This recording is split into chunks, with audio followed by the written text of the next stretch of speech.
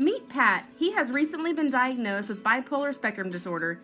He is one of the many people who may go years with minor symptoms, yet undiagnosed until a stressful situation triggers a violent outburst. Sadly, these things can make a lasting impression on the people they consider important in life. Oh God, oh God. Dad! It's my lucky day! Look at you working on a Sunday! How are you? Hey, what are you doing here? I just came by to say hi, let you know I'm ready to come back to work. You shouldn't be Here we see Pat experiencing the stigma that is commonly associated with bipolar disorder. Here, let me give you a hand. I'm sorry, I'm being rude. Let me ask you something. Let me just ask you something. Does Nikki still work here? No, I can't tell you that. But Don Culpepper is still here. Why would you tell me that? You know he broke up my marriage. What, you being a troublemaker? You look good. Did you lose a lot of weight? I did, yeah, I did. Thank you. Get away from me. Get away. Get away. I'm better. I'm better now. Okay, I'm better. Yeah. I feel good. I feel so good. Look at my eyes. Look at my eyes. Look how clear they are. Don't hug me. I'm not a complainer anymore. I'm a positive guy, okay? You just have to give it some time. Yeah, I'll be there in a minute, okay? I'll be there in a minute. That's true love.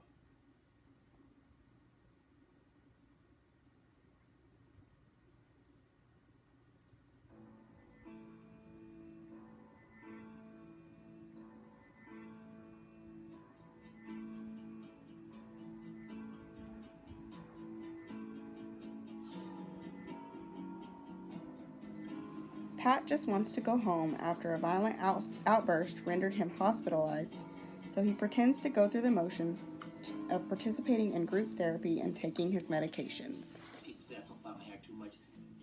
It's just the way I want it, but he cut it back too far. He cut this side back too far, trying to even up. I didn't tell him to do that. I said, just cut it the way you cut it. Frame of mind, I think anything's possible. I think we so often get caught in a state of negativity, and it's a poison like nothing Like else. many bipolar sufferers, Pat uses exercise to redirect his energy. Even though Pat is often disorganized and hyperactive, he is capable of focusing on a task, but he can react inappropriately if the outcome is different from what he pictured.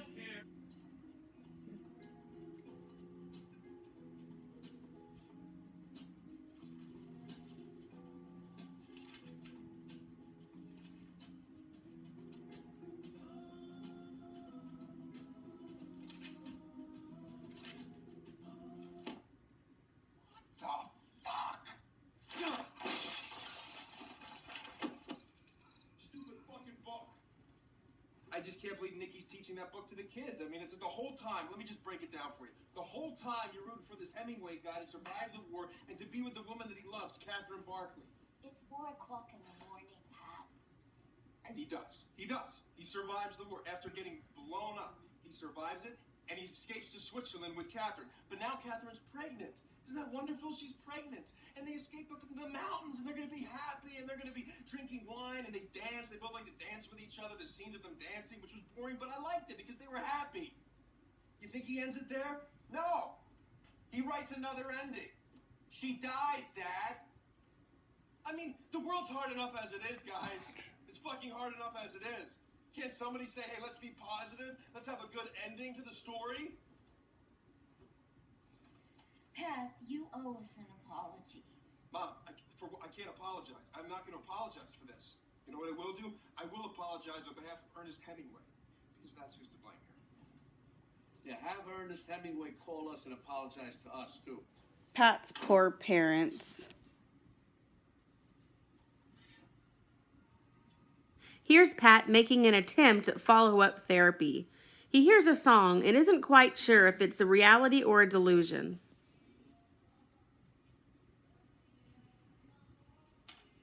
Is that song really playing? We have music sometimes. That song is killing me. Can you please turn it off? I can't. What do you mean you can't? I don't have the controls. I'm sorry. Did Dr. Timbers put you up to this? Is there a speaker here? Is it a speaker here? I'm sorry. Okay. I'll fix all this, okay?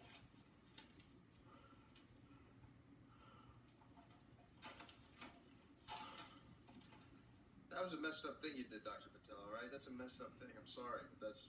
You can call me Cliff. Yeah, well, Cliff, that's not the way you're supposed to meet people, okay? You should write that down in your I don't know, what, your little book you write stuff down in?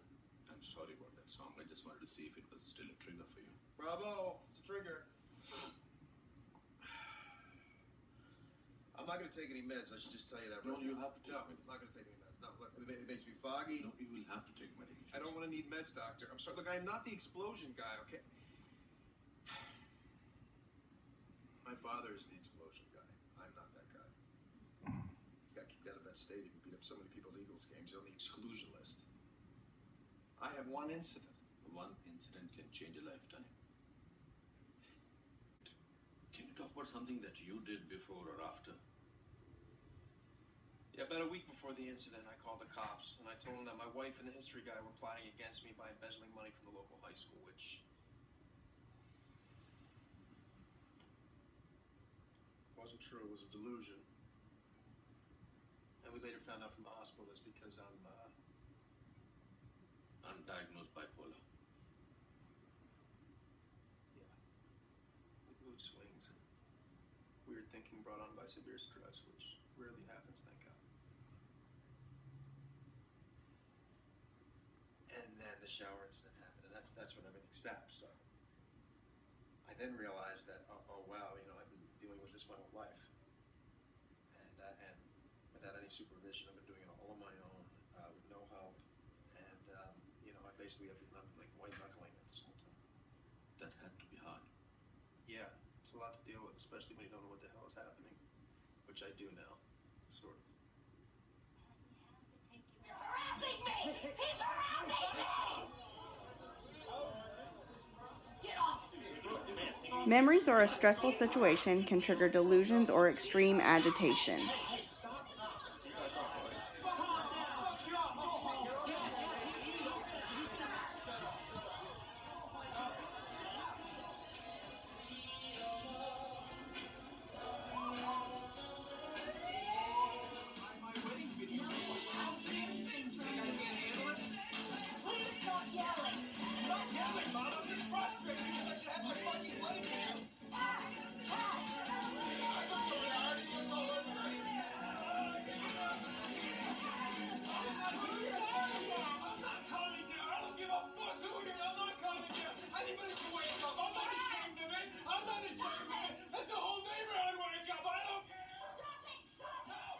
What's going on?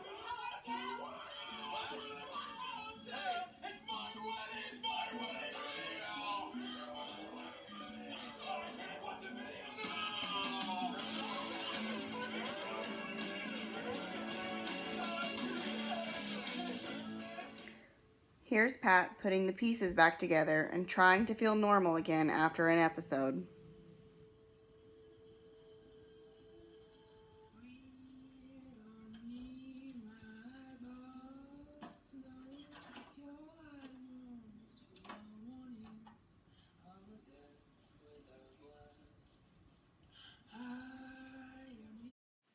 Here we meet Virginia. She displays the depressive side of bipolar spectrum disorder. She often feels hopeless and is suicidal. Dearest, I feel certain that I am going mad again. I feel we can't go through another of these terrible times, and I shan't recover this time. I begin to hear voices and can't concentrate. So I am doing what seems to be the best thing to do.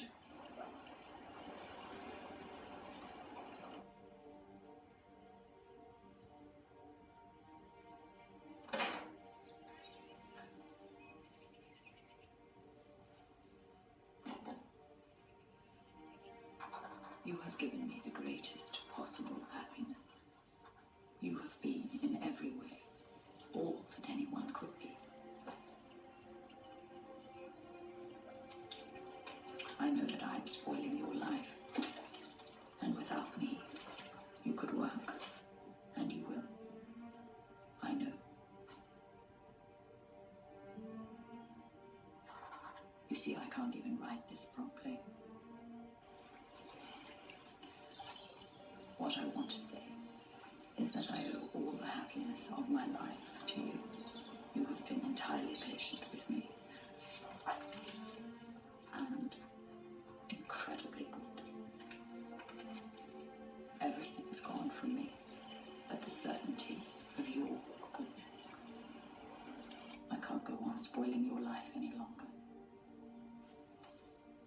I don't think two people could have been happier than we have been. Virginia.